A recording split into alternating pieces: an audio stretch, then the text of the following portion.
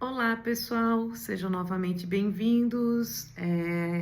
Aqui está a nossa primeira aula, então eu vou estar conversando um pouquinho com vocês sobre esse conteúdo da teoria do currículo. Então, a primeira coisa que eu preciso perguntar para vocês é se alguém sabe o que significa o currículo, né?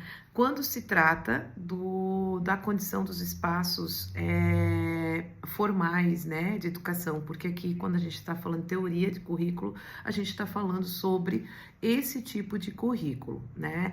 Não um currículo pessoal, eu tenho um currículo renomado, eu tenho um currículo na área da contabilidade. Não, não é isso, né? O currículo que a gente está falando aqui é um outro tipo de currículo.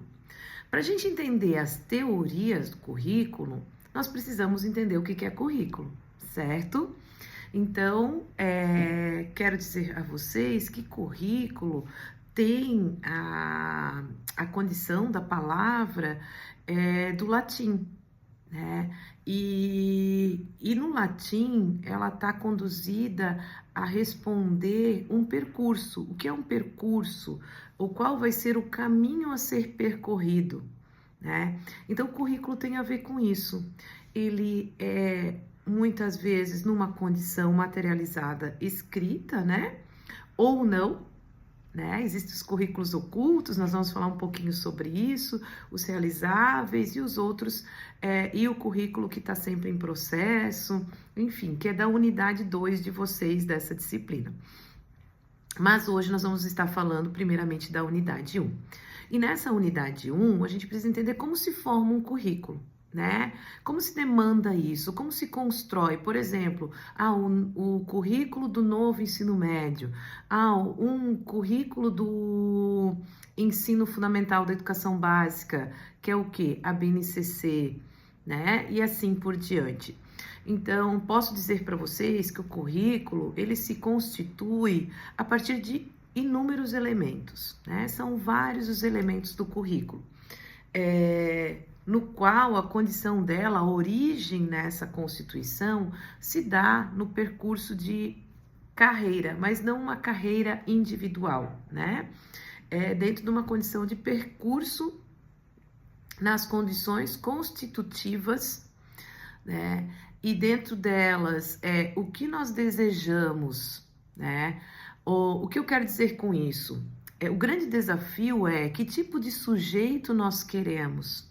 Porque o currículo, se ele é um caminho a ser percorrido, ele é a fonte para eu dizer o tipo de aluno que eu quero, o tipo de aprendizagem que vai se ter, né? O tipo de ensino que se constrói, né? Então, assim, o currículo, inclusive, determina as nossas subjetivações.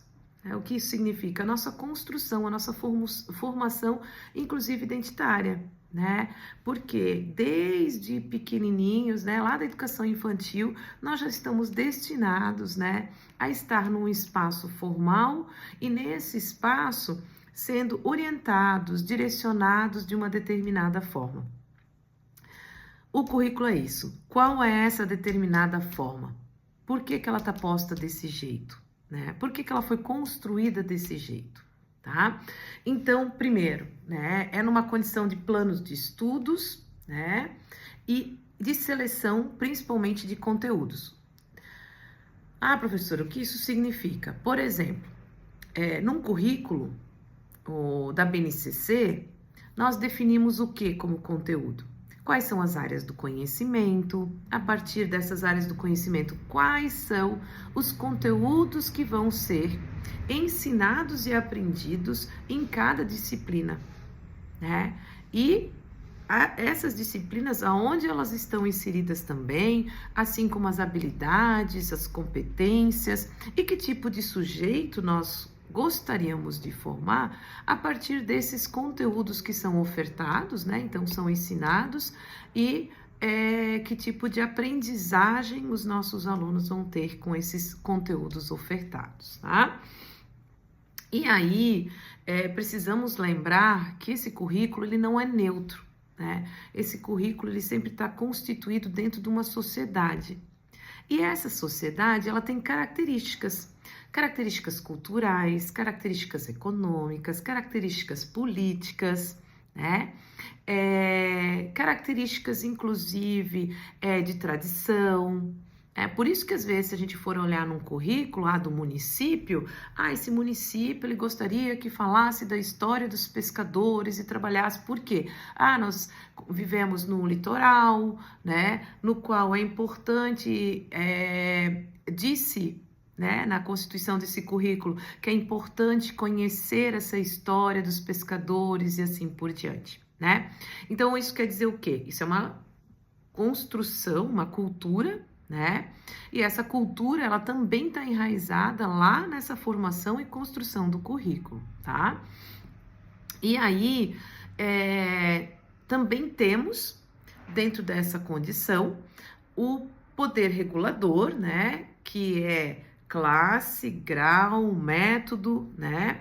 E a própria prática didática do contexto escolar, que se dá a partir, muitas vezes, disso, né? Então, toda a estruturação da escolarização, ela se dá por essa condição, né? Deixa eu ver o que mais. Penso que dessa primeira unidade, seria importante a gente pensar nessas condições de construção.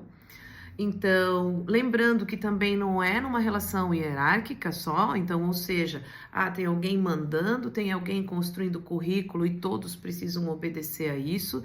Não, porque existem sempre as vias de todas as classes, né, de todas as possibilidades de construção de conhecimento, e todas elas podem fazer parte desta formação, tanto teórica, né, mas também, principalmente, da prática pedagógica.